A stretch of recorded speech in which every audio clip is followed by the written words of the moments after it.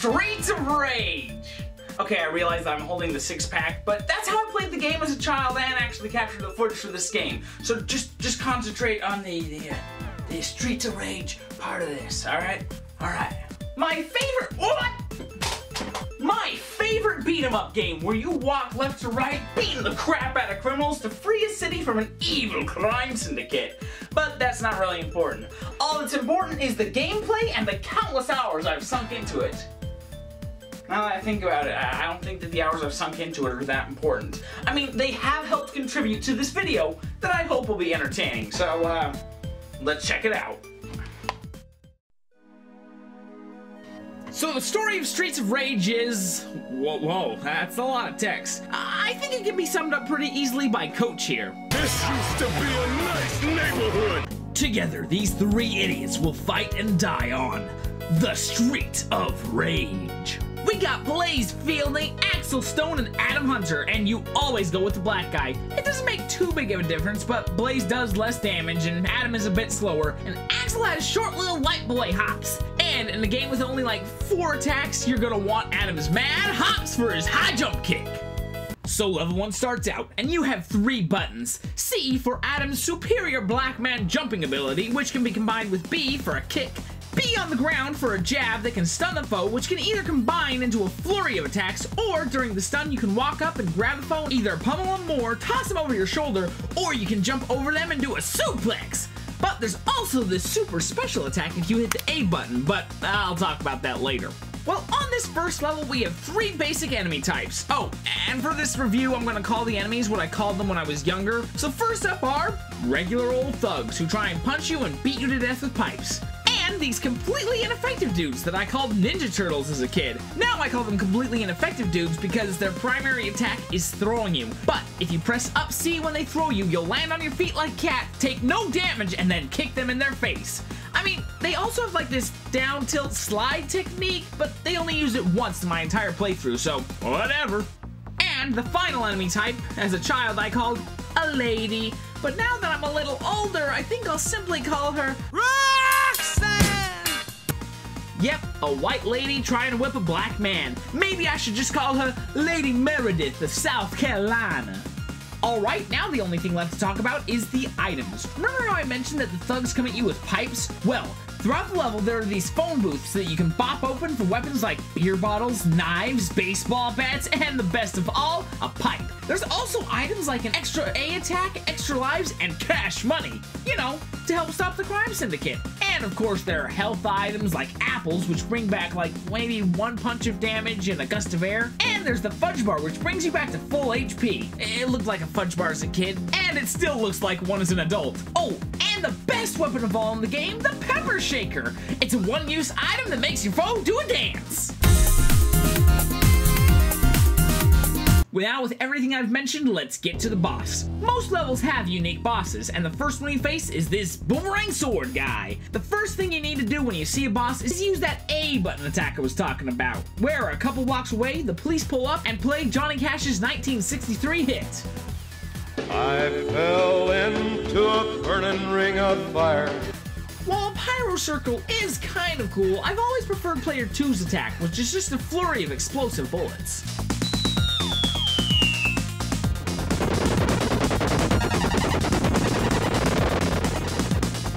Attack can be used to clear the screen of enemies or do big damage to the boss, which is why I always save it right before my death or for the boss to hurt him. But this first guy's a pushover. A few flying kicks and bat strikes later and he takes a dirt nap. Or a street nap. And now for the second level, which seems to be another street. We have more of the same enemy types, but they also added in this clown. A literal clown. He's a juggling fool who eventually throws his stuff. He's a real pain because if you jump at him, his stuff makes it so that you miss him, and punching him doesn't stun him, and if you grab him, you get slapped away by the axes and torches.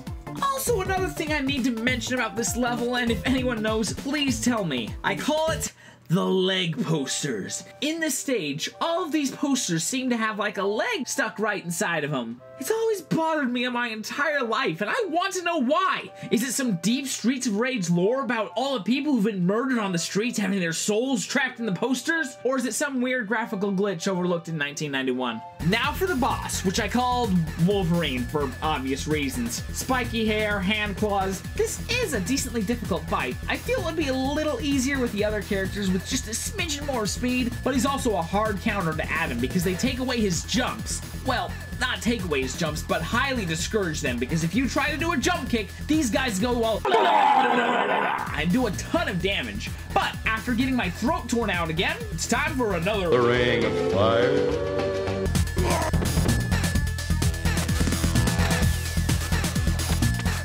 Now for the level Moon Beach.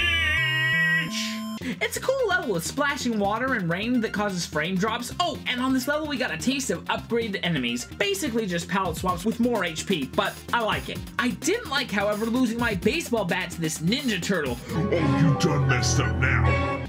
Alright, one more thing I need to mention about this game is its soundtrack. It is phenomenal and my favorite Genesis soundtrack. See, I even have a copy of it in my car.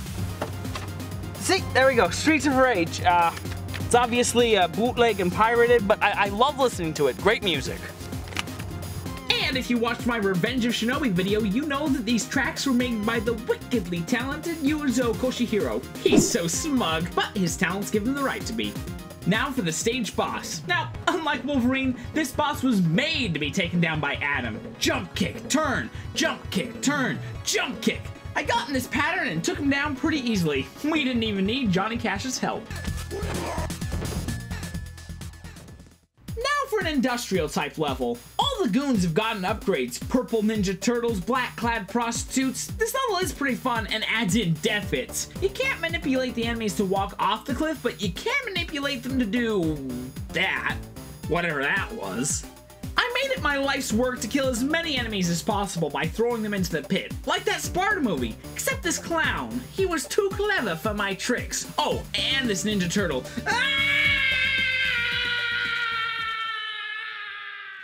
I died, but I hit up C. Oh well, at least the kill stun knocked him into the pit. Besides that, all that's left is the boss and the mysterious light green ninja. As far as I know, this is the only place in the whole game where this color of Ninja Turtle is shown. Now for the boss. AKA the weirdest and cheapest boss in the whole game. So this gigantic mountain of a man wearing suspenders bull rushes through the level breathing fire and does tons of damage. Your only chance to kill him is if you get lucky enough to grab him, but if you do that and attempt a suplex, that seems about right. You think you're real hot, fire-breathing dude? Well, you're not the only one who can breathe fire. Tell him, Johnny! Burning ring of fire. I went down, down, down. The next level is the ship level, and there are a few tough parts. Number one is right here when 6 guys jump you. I know I'm gonna die eventually, so I'll just use the cop power right now to help me out. And here, you can see how all the men deal with the reality that they are about to die. One man panics, thinking about all the wrongs he's committed. Another takes a knee to pray for forgiveness. Either that or he's trying to get into his bomb shelter. And another man decides to dance. Well, you gotta die, and Yuzo Koshihiro beats are filling the air. No one can really say that you're making the wrong choice. After that, we got ghost ninjas who jumped up from over the ship bow, and the lying dominatrixes. Look at this. I hit her until she stood down so I wouldn't hurt her anymore. Then she gets right back up and die, you brat. Also, we run into the strongman boss from level 3, but he's no problem for Adam here. A little while later, the game offers this car, and a bunch of jumping morons. Bound, round and rebound. Now, I know they want you to use the car here, but I am determined to get it to the boss. And you know, I came close to death, but I got a fudge bar. And then the acrobatic chicks came out, and they are tough because they know all of your moves. You can survive their throws by pressing up C, but jump kicks and suplexes are gonna hurt. And let me be frank, there is no easy way to beat these two. Well, nothing besides 2 special attacks. The taste of love is sweet. When hearts like ours meet. Also, I think if you try walking up or down into them, you'll be able to grab them and get an attack in or two. Pro tip, girl, you gotta press up C to avoid the damage. Then we get to the factory, and the difficulty takes a slight spike. I think the main reason is because the thug here reached the 3rd pallet swap, and he can take a heck of a beating and deal out a lot of damage. I don't know why, but I always called the 3rd form Lieutenant Surge. It's weird because Lieutenant Surge wears green, and there was already a green pallet swap, but is it the blonde hair? I think it's probably blonde hair. The worst part of this level is the midway boss. It's the impossible chubby dude from level 4. But since he's a completely unfair boss, I feel no remorse with fighting him in a completely unfair way. Another thing though about this level is the conveyor belts, because when your debuff is speed, you have a hard time keeping up with it. But when you're going forward, you can swing your bat and move at the same time. Another unique thing about this level is the crusher. I never got hit with it, but it did kill a few enemies. I actually think it would be a little funny to smash the police car when it came. All that's left to do now is survive the onslaught of foes to get this extra police car power to the end, which I did, and the reward is a Johnny Cash concert. The boss is just 2 of level 2's bosses, which is a problem for Adam, but I did manage it. Next level is the awesome elevator. Every floor you get higher and higher, so I like to spend my free time tempting fate. Also, there's no boss in this level, so I like to use my special attack on huge groups of enemies.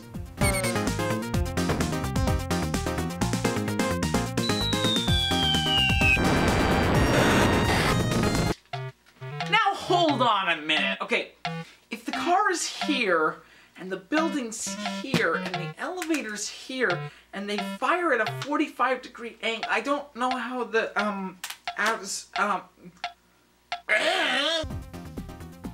Well, this is a great level. It's just tons of fun to throw enemies off the stage. Ha ha! Die! Sayonara! Adios! Let's jump over this guy for— oh, no!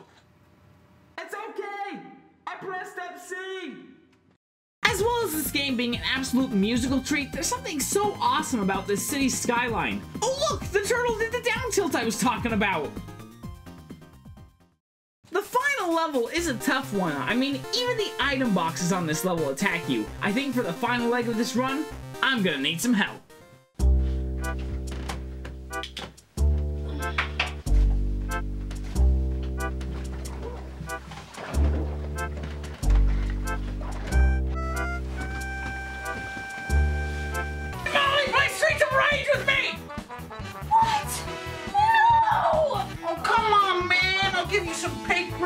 And a subway coupon. Where's the Genesis? Downstairs. So with my sister at my side, it's no problem at all. The final level is basically just an enemy and boss rush. Besides, 2 players really how this game is meant to be played, so long as you follow the plane rule so you don't hit each other. Have one player fight enemies on the top half of the map and have one on the other. Also, understand that if you go into the other person's plane and get hit, it's your fault. We go through all the bosses, and all of them are wearing super cool threads, like these black vests. The fire bosses still suck, though. Don't you mean that they blow? You know, because the fire? Ah, you'll get it, you'll get it. Near the end, we run into the prostitutes, and you know that these are the high-class types because of the platinum uniforms. And high-class clowns. Man, whoever runs this syndicate really knows how to throw a party. After we beat down the acrobatic chicks, I give the door a good punch, and there he is, the leader himself, Mr. X. Well, you found your way here. Would you consider becoming my right-hand man? No sure, way! I'll do it! What?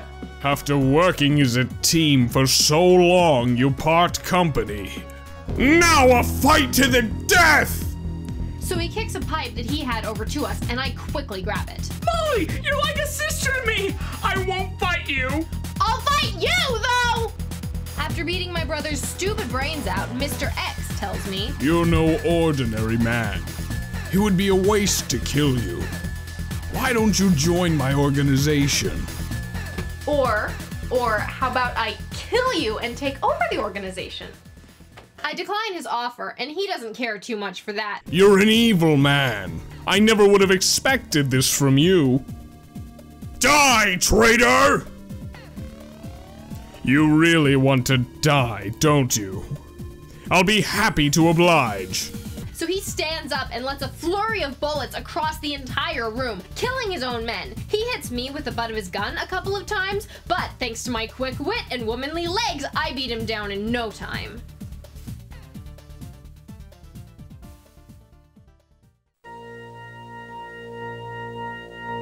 You became the boss. You are great. I am, aren't I? What is with this song? No, you know what? I'm gonna play my own music.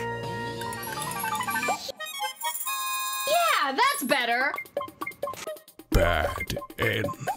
Wait, bad ending? Excuse me, I am the queen of a crime syndicate, ruling with an iron fist and fair. There is no better ending than that in the entire world. Thank you very much. You be careful or I'll send my goons after you. That's right. So, that's Streets of Rage for the Genesis. Actually, Molly, can I do this part of the video? It's kind of important. Hey. Ow! You will speak when you are spoken to. It's Molly Gaming Station now. So, that's Streets of Rage for the Genesis. If you're sitting around with your friends and are bored for an hour or two and don't have anything to do, give it a shot. I mean, you could even become a crime lord. 10 out of 10. So, that's my video. There's a huge selection of videos here. Revenge of Shinobi, which has more of Yuzo's music, or Top 10 Unconventional Modes of Transportation, which is Chet's most recent video. And huge thanks to my old pal, Uncle Al, for voicing Mr. X. You can check out his most recent video here. As for me, I just make gift sets on Tumblr about musicals. Link in the description. Bye!